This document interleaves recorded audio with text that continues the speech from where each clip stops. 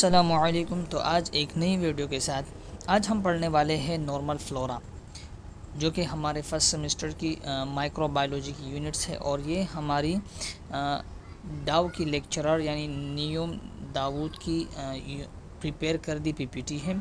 और हमारे जितने भी माइक्रोबायोलॉजी के जितने भी एमसीक्यूज़ वगैरह बनते हैं वो सभी इन्हीं से बनते हैं। तो चलो शुरू करते हैं।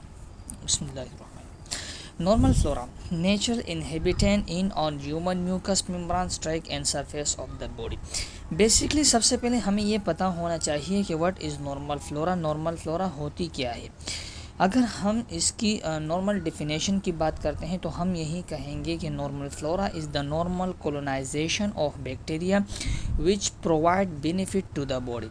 नॉर्मल फ्लोरा बेसिकली बैक्टीरिया के कोलोनाइजेशन होती हैं जो बॉडी को बेनिफिट यानी फ़ायदे वगैरह जो है वो बॉडी को देती हैं। इसकी हम सबसे पहले ये बात करेंगे कि हमारे पास नॉर्मल फ्लोरा पाई कहाँ जाती है। तो ये हमारे पास सबसे पहले कि they are found on in skin हो गई।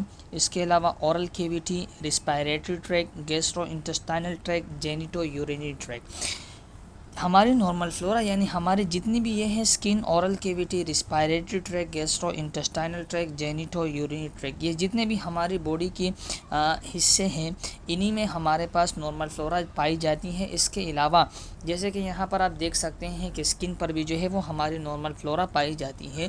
और इन सब को अभी हम आगे डिफ़ाइन करने वाले हैं कि हमारी बॉडी के अंदर यानी स्किन के ऊपर कौन सी नॉर्मल फ्लोरा हो सकती है, ओरल कैविटी, इस तरह से हमारे पास इन सब के अंदर यानी इन हमारी बॉडी के फर्दर यानी डिफरेंट हिस्से में कौन कौन सी नॉर्मल फ्लोरा पाई जाती है। Two types of normal flora. Resident flora inside the body. Resident flora हमारे पास वो नॉर्मल फ्लोरा होती है जो इनसाइड द बॉडी होती है। डेफिनेशन क्या कहते हैं कि consist of relatively fix type of micro organism regularly found in a given areas. अगर रेजिडेंट फ्लोरा की बात करते हैं तो ये हमारी नॉर्मल फ्लोरा की fix type of micro organism है जो कि हमारी बॉडी के इनसाइड पाई जाती है। बात करते हैं ट्रांजिएंट फ्लोरा की जो outside of the body. Normal flora यानी रेजिडेंट फ्लोरा हमारे पास वो फ्लोरा है जो कि हमारी बॉडी के इनसाइड पाई जाती है। ट्रांजिएंट फ्लोरा हमारी बॉडी की वो फ्लोरा है जो आउटसाइड द बॉडी पाई जाती है। Present for a short period then disappear in interval. जो ट्रांजिएंट फ्लोरा है ये शॉर्ट पीरियड ऑफ टाइम के लिए पाई जाती हैं और इसके बाद ये डिसअपेयर यानी ख़त्म हो जाती हैं। Do not interfere with normal body functions, और इसको हम नॉर्मल बॉडी फंक्शन के साथ इंटरफेयर नहीं करते। तो ये दो टाइप्स हैं हमारे पास टाइप्स ऑफ नॉर्मल फ्लोरा के। The human body routinely harbours about 10 power 12। अब यहाँ पर हमारे पास इस लाइन की क्या मतलब है। हमारे पास यहाँ पर इस लाइन का मतलब ये है कि हमारी बॉडी जो है वो दिन में 10 की पावर 10 माइक्रो ऑर्गेनिज्म जो है वो हार्ब करती है यानी हमारी बॉडी के अंदर आते हैं। जबकि हमारी बॉडी जो है वो 10 की पावर 10 सेल यानी अगर हम इस 10 के साथ 12 ज़ीरो और लगा दें तकरीबन मिलियन ट्रिलियन में जाती हैं। तो इतने हमारी बॉडी में जर्म्स दाखिल होते हैं, जबकि उसके मुकाबले हमारी बॉडी जो है वो 10 की पावर 10 सेल बनाती है यानी उसकी मकदार में बहुत कम।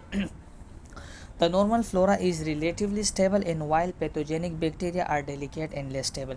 नॉर्मल फ्लोरा जो होती है वो relatively stable होती है यानी एक जगह पर होती है, जबकि अगर हम पैथोजेनिक बैक्टीरिया की बात करती हैं तो आर डेलिकेट यानी एक तो वो नाजुक होती है, दूसरी हमारे पास वो लेस स्टेबल होती है यानी एक जगह पर फिक्स नहीं होती। जैसे कि हमने दूसरे पीछे कहा कि relatively normal flora resident flora is relatively stable होती है। तो इसी तरह से हमें क्या कहते हैं कि the normal flora is relatively stable while pathogenic bacteria are delicate and less stable, usually not pathogenic.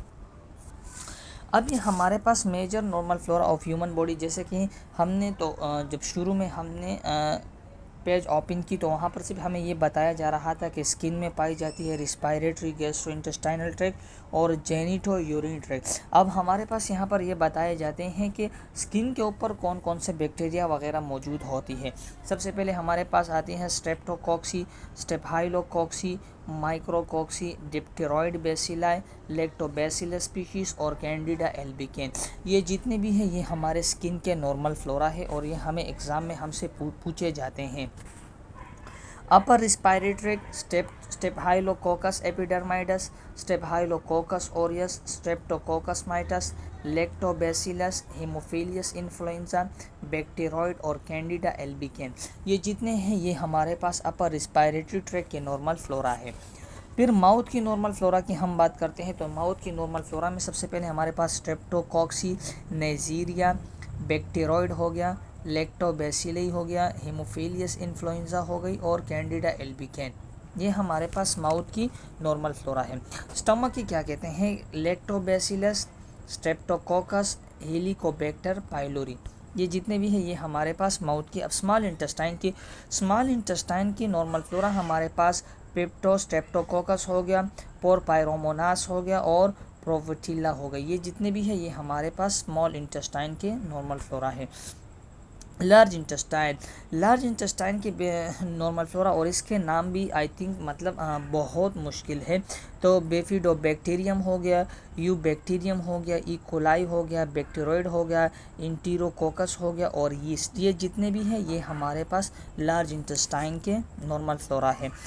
और हमें याद रहे जैसे कि हमने कहा कि हमारी बॉडी जो है वो 10 की पावर 12 माइक्रो ऑर्गेनिज्म एब्जॉर्ब करती है, जबकि हमारी बॉडी जो है वो 10 की पावर 10 सेल्स बनाती है, उसके मुकाबले में बहुत कम है।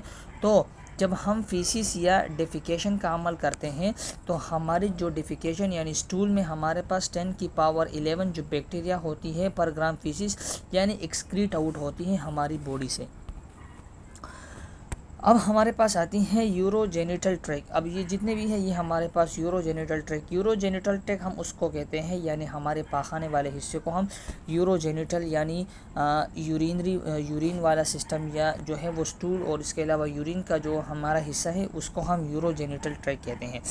Staphylococcus epidermidis, streptococcus mitis, lactobacillus, haemophilus influenza, clostridium और कैंडिडा एल्बिकेन।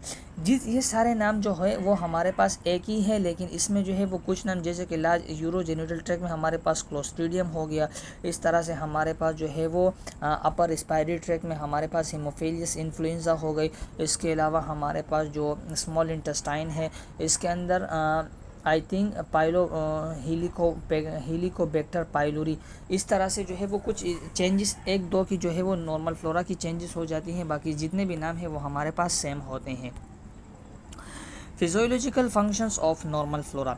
अब antagonist colonisation resistance by competing binding site, यानी एक दूसरे के साथ जो होते हैं वो बाइंड होते हैं और एक तरह के जो है वो कोलोनाइजेशन रेजिस्टेंस करते हैं। अब यहाँ पर हम एंटागोनिस्ट किससे कहते हैं? एंटागोनिस्ट हम इस उसे कहते हैं यानी इनहिबिट फिजियोलॉजिकल फंक्शंस, कि हम उसकी फिजियोलॉजिकल फंक्शंस को इनहिबिट करते हैं। किसके ज़रिए से? जब नॉर्मल फ्लोरा कोलोनाइजेशन रेजिस्टेंस बनाती हैं तो दूसरे जो पैथोजेंस वगैरह होती हैं उसकी इंटर या उसके मुदाखिलत जब वो हमारी बॉडी में आती हैं तो उसकी दाखिलत को हम इनहिबिट यानी ख़त्म कर देते हैं बाय कॉम्पीटिंग बाइंडिंग साइट, यानी एक दूसरे के साथ जुड़े हुए हैं। एंटागोनिस्ट बाय कॉम्पीटिंग न्यूट्रेंट, यानी न्यूट्रेंट के ज़रिए। दूसरा प्रोड्यूस एंटीबायोटिक मटीरियल, और दूसरे हम क्या करते हैं कि एंटीबायोटिक मटीरियल वगैरह प्रोड्यूस करते हैं। न्यूट्रिशनल फंक्शंस की अगर हम बात करते हैं तो जितने भी नॉर्मल फ्लोरा है वो हमारे पास several B vitamin and vitamin K वगैरह बनाते हैं। इसके अलावा इम्यून फंक्शंस की बात करते हैं तो normal flora share main antigenic determinants with pathogenic organism. जितने भी हमारे बॉडी के अंदर जो नॉर्मल फ्लोरा है वो एंटीजेनिक डिटर्मिनेंट पैथोजेनिक ऑर्गेनिज्म के साथ शेयर करते हैं। The significance of normal flora, ये भी हमारे पास वही बात आ गई।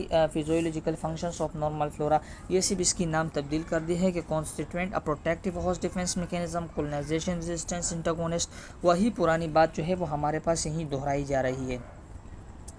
Opportunistic pathogen causing disease only in certain situation.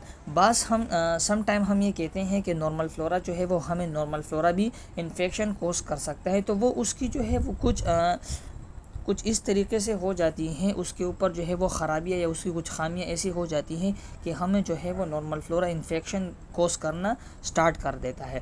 जिस तरह से हमारे पास होस्ट डिफेंस आर इम्पेयर्ड और कंप्रोमाइज़, जब नॉर्मल फ्लोरा का होस्ट डिफेंस इम्पेयर्ड या कंप्रोमाइज़ हो जाता है, या ट्रांसलोकेशन का मतलब उसकी जगह तब्दील हो जाती है, या जब वो ब्लड के अंदर इंट्रोड्यूस हो जाता है जिसको हम बैक्टीरिया कहते हैं।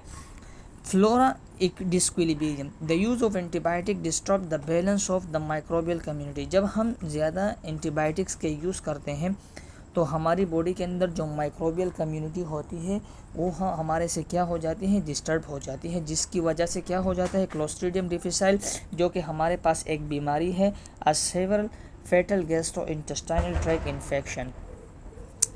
Bacterial infection, the source of infection, endogenous infection, exogenous cross infection.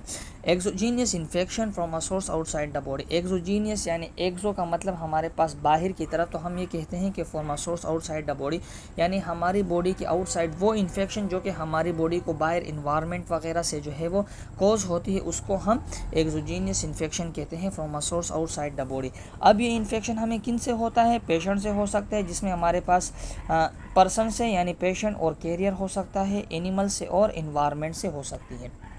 Root of pathogen transmission, यानी हमारे पास वो कौन से रूट्स है जिससे फॉरेन पार्टिकल्स वगैरह हमारी बॉडी में इंटर करते हैं। रिस्पायरेटरी ट्रैक हो गया, गैस्ट्रोइंटेस्टाइनल ट्रैक हो गया, जेनिटल हो गया, स्किन एंड म्यूकोजा हो गई, एनिमल बाइट, ब्लड और सेक्चुअली। ये हमारे पास वो रूट्स है जिससे फॉरेन पार्टिकल्स हमारी बॉडी के अंदर इंटर करते हैं। The mode of transmission, two types of mode of transmission: vertical transmission, transmitted from mother to offspring; horizontal transmission, from person to person। vertical transmission हम उसको कहते हैं जब कोई भी पैथोजेंस मदर से ऑफस्प्रिंग में यानी उसके बच्चों में जो है वो दाखिल हो जाती है, और हॉरिजॉन्टल ट्रांसमिशन उसको कहते हैं कि फ्रॉम पर्सन टू पर्सन, यानी ड्रॉपलेट के ज़रिए, कंटेक्ट के ज़रिए, या इसके अलावा हमारे पास एयरबोर्न के ज़रिए, इससे हम जो है वो हॉरिजॉन्टल ट्रांसमिशन कहते हैं। Endogenous infection already exist in on in body. फिर इंडो की हम बात करते हैं तो इंडो हम कहते हैं इनसाइड द बॉडी, और अगर हम एक्सो की बात करते हैं तो outside the body. Endogenous infection हमारी बॉडी में ऑलरेडी एग्जिस्ट होती है, जिसमें हमारे पास नॉर्मल फ्लोरा, जैसे कि हमने कहा। अब नॉर्मल फ्लोरा कैसे हो सकता है, हम यहाँ पर कहते हैं कि नॉर्मल फ्लोरा तो हमारी बॉडी को बेनिफिट प्रोवाइड करती है, तो इसी तरह से हमारे पास नॉर्मल फ्लोरा क्यों इन्फेक्शन। तो मैंने आपको पिछले साइड में यही कहा कि जब नॉर्मल फ्लोरा की होस्ट कंप्रोमाइज़ या इम्पेयर्ड हो जाती है, ट्रांसलोकेशन, या जब वो ब्लड के अंदर इंट्रोड्यूस हो जाती है, जब हमें बैक्टीरिया हो जाती है, तो हमें नॉर्मल फ्लोरा से भी इन्फेक्शन कॉज हो सकता है, या जब हमारी नॉर्मल फ्लोरा अल्टर्ड हो जाती है, या हम लेटेंट इन्फेक्शन को भी ले सकते हैं। Hospital infection, nosocomial. Hospital infection को हम दूसरा नाम देते हैं nosocomial infection. An infectious disease required as a result of hospital stay. हमें जो है वो बाज़-औक़ात हम हॉस्पिटल में जाते हैं एक इन्फेक्शन के लिए, और हमें कॉज हो जाती है दूसरी इन्फेक्शन, यानी हम एक इन्फेक्शन की ट्रीटमेंट के लिए जाते हैं और हमें दूसरी इन्फेक्शन कॉज हो जाती है, जिसको हम नोजोकोमियल इन्फेक्शन कह सकते हैं। और ये इन्फेक्शन हमें तब कॉज होती है जब हम हॉस्पिटल में स्टे करते हैं। Around 9% of all hospital patient develop hospital infection. 100 में से 9% जितने भी हॉस्पिटल के पेशेंट होते हैं वो हॉस्पिटल इन्फेक्शन यानी उनको हॉस्पिटल इन्फेक्शन हो जाता है। Endogenous infection, exogenous cross infection. Factor that influence infection. अब हमारे पास वो कौन से अवामिल है जो कि हॉस्पिटल इन्फेक्शन के अंदर यानी इफ़ेक्ट होते हैं, जिनसे हमें हॉस्पिटल इन्फेक्शन हो जाता है। लोअर डिफेंस यानी हमारी इम्यूनिटी की बात कर रहे हैं, एंटीबायोटिक ट्रीटमेंट वगैरह हो गई। मेडिकल और सर्जिकल प्रोसीजर यूज़, जब हम मेडिकल और सर्जिकल चीज़ों की यूज़ करते हैं, लाइक कैटीटर हो गई जिसमें हमारे पास फोलिस कैटीटर हो गई, या इसके अलावा एनजी ट्यूब वगैरह हो गई, या मेडिकल ऐसी मेडिकल इक्विपमेंट लाइक नीडल हो गई। इसके अलावा हमारे पास जो है वो कुछ ऐसी सर्जिकल चीज़ें यानी सर्जिकल इक्विपमेंट जिससे हम ऑपरेट वगैरह करते हैं या स्टिचिंग वगैरह करते हैं, तो उनसे हमें क्या नोजोकोमियल इन्फेक्शन कॉज होती है। एक्यूट इन्फेक्शन, एक्यूट इन्फेक्शन हम किसको कहते हैं? Acute infection come on repeatedly, जो हमारे पास 4 to 3 डेज़ हो गया या ज़्यादा से ज़्यादा वीक के लिए, उसको हम कहते हैं एक्यूट इन्फेक्शन। जब हमें बुखार होती है तो हमें बुखार तकरीबन 2 से 3 दिन या 3 से 4 दिन हमें होती है, उसको हम एक्यूट इन्फेक्शन कहते हैं। कम ऑन रिपीटली यानी जल्दी आती है। Severe but short live effect, यानी एक्यूट इन्फेक्शन जो होती है वो जल्दी आती है और इसके अलावा शॉर्ट पीरियड ऑफ टाइम के लिए होती है, जिसमें हमारे पास वेब्रियो कोलीरिया हो गए और ई कोलाई, ये दोनों हमारे पास क्या है?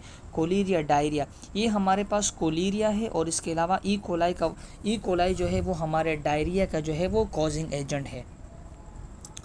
क्रॉनिक इन्फेक्शन हम उसको कहते हैं कि the infection progress and persist over a long period of time. Acute infection को हमने कहा कि हमारे पास शॉर्ट पीरियड ऑफ टाइम के लिए होती है, जबकि क्रॉनिक इन्फेक्शन हमारे पास लॉन्ग पीरियड ऑफ टाइम के लिए होती है, जिसमें हमारे पास माइकोबैक्टीरियम ट्यूबरक्लोसिस यानी टीबी की बीमारी हो गई, और इसके अलावा हमारे पास माइकोबैक्टीरियम लेप्राई, ये भी एक डिजीज़ है। Localized infection. The microbes enter the body and remain confined to specific tissues. अब लोकेलाइज इन्फेक्शन हमारे पास वो होती है जो कि हमारे स्किन के ऊपर होती है, और ज़्यादातर हमारी स्किन के ऊपर जो इन्फेक्शन वगैरह होती हैं उसको हम फंगल इन्फेक्शन कहते हैं। तो इसमें हमारे पास फंगल स्किन इन्फेक्शन हो गई या वार्त वगैरह, उसको ये हमारे पास लोकेलाइज इन्फेक्शन वगैरह में आते हैं। अच्छा, ये हमारे पास जो है वो नॉर्मल फ्लोरा यानी डाव की पीपीटी जो न्यूम दाऊद ने बनाई थी। इसके अलावा जितने भी बच्चों को जो है वो किसी भी यूनिट या किसी भी सब्जेक्ट में परेशानी या किसी को कोई चीज़ समझ नहीं आती हो तो कमेंट करके ज़रूर बता देना। दुआओं में याद रखना। अल्लाह हाफिज़।